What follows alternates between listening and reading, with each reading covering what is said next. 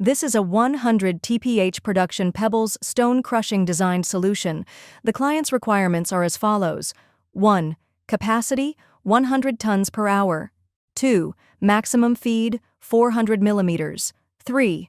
Finished product size, 0 to 4 millimeters, 4 to 11 millimeters, 11 to 22 millimeters. 4. Use a truck to feed 5. There are many fine materials that require screening before crushing. 6.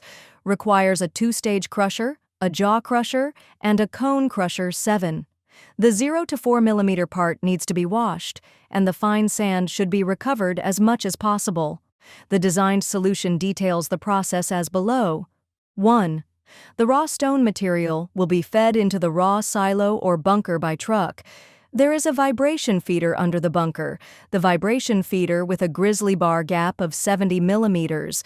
That means the vibration feeder can sieve into 2 different particles, more than 70 millimeters or 0 to 70 millimeters. 2. Materials smaller than 70 millimeters fall to the number 1 belt conveyor, which is the same as the output belt conveyor of the jaw crusher, and are sent to the vibrating screen by the number 1 belt conveyor. 3. The large stones above 70 millimeters from the vibrating feeder will directly enter the jaw crusher for crushing.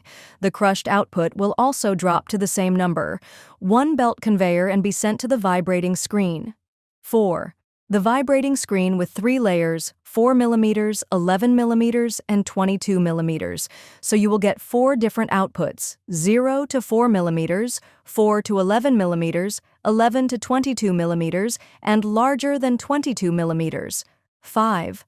4 to 11 millimeters and 11 to 22 millimeters are the final products, which are delivered to the stockpile by number 2 and number 3 belt conveyors respectively.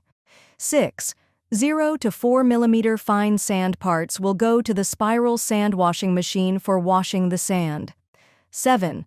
After washing, the sand material will go to a fine sand recovering machine, which is configured with a hydrocyclone, pump, and dewatering screen. The overflow of the spiral sand washing machine and underscreen slurry will be collected at a slurry pool or tank, and this slurry will be pumped into a hydrocyclone. Hydrocyclone for classification. The underflow goes to the dewatering screen for dewatering.